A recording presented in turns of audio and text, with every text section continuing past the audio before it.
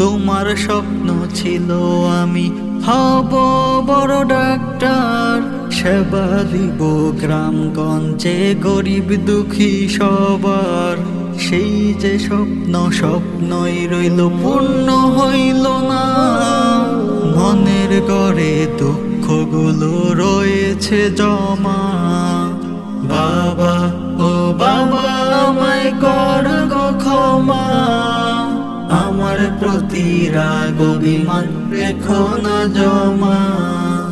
বাবা ও বাবা আমায় কর গো ক্ষমা, আমার প্রতি রাগ অভিমান রেখো না জমা।